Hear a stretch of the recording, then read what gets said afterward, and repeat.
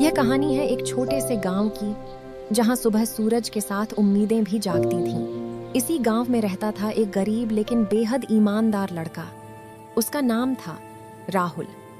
राहुल का सपना था पढ़ लिख कर अपने माता पिता का नाम रोशन करना, अपनी मेहनत से एक बेहतर जिंदगी बनाना। राहुल के पिता खेतों में मजदूरी करते थे और उसकी माँ दूसरों के घरों में काम। हालात कठिन थे, लेकिन उनके हौसले कभी कमजोर नहीं पड़े।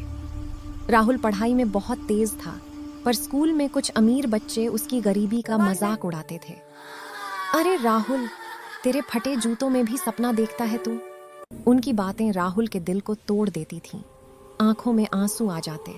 लेकिन राहुल उन लोगों में से नहीं था जो हार मान लेते हैं। एक दिन गांव के बुजुर्ग गुरुजी ने उससे कहा, बेटा, हालात इंसान को तोड़ने नहीं आते, वो उसे बनाने आते हैं। जो सच्चाई और मेहनत का रास्ता पकड़ लेता है, जीत उसी की होती है। गुरुजी की बातें राहुल के दिल में उतर गईं। इसके बाद राहुल ने खुद से एक वादा किया, दिन रात मेहनत करने का, रात में दिए की रोशनी में पढ़ाई और सुबह खेतों में पिता का हाथ बटाना। नींद कम होती गई, लेकिन हौसला और मजबूत होता गया। और फिर आया वो दिन जिसका इंतजार हर छात्र करता है, रिजल्ट का दिन। स्कूल के नोटिस बोर्ड पर भीड़ लगी थी और तभी शिक्षक की आवाज गूंजी, पूरे जिले में टॉप किया है राहुल ने। वही बच्चे जो कभी उसका मजाक उड़ाते थे, आज शर्म से सिर झुकाए खड़े थे और तालियां बजा रहे थे। राहुल की मां की आंखों में खुशी के आंसू थे।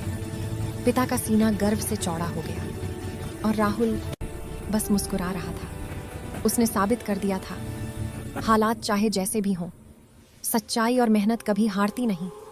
दोस्तों, अगर आप भी आज संघर्ष कर रहे हैं, अगर हालात आपके खिलाफ हैं, तो बस इतना याद रखिए, आपकी जीत बस कुछ कदम दूर है। मेहनत कभी बेकार नहीं जाती।